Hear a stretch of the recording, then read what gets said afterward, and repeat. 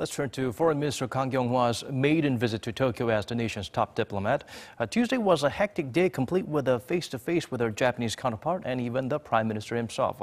While friendly ties were reaffirmed, according to our Kwon Jang-ho, the subject of wartime sex slavery remains a thorny issue. South Korean Foreign Minister Kang Kyung-hwa met with Japanese Prime Minister Shizo Abe for a brief courtesy call on Tuesday. On her first visit to Japan since she took office, Kang stressed the importance of the bilateral ties between Seoul and Tokyo, along with their relationship with Washington when dealing with North Korea's provocations. Abe replied, saying South Korea is Japan's most important strategic ally, and that despite their painful history, he hoped the two countries can maintain a more forward-looking relationship. Kang also expressed hope that the Japanese Prime Minister will be able to visit South Korea for the 2018 Pyeongchang Winter Olympics next February. However, the contentious issue of Japan's wartime sexual enslavement of Korean women was not approached. That was discussed earlier in the day when Foreign Minister Kang met with her Japanese counterpart Taro Kono.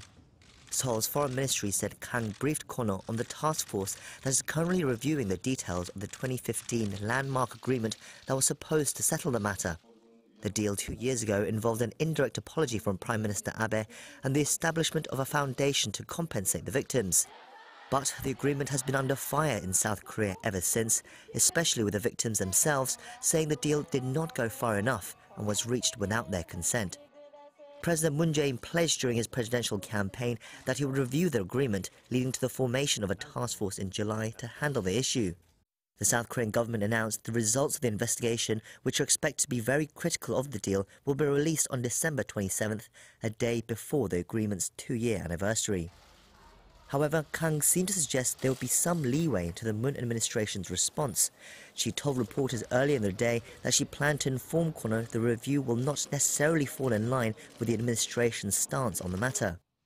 Kono meanwhile told reporters before his meeting with Kang that the 2015 agreement was final and irreversible and that Seoul should sincerely carry out its terms.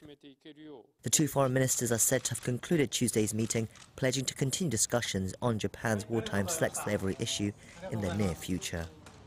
Kwon Jang-ho, Arirang News.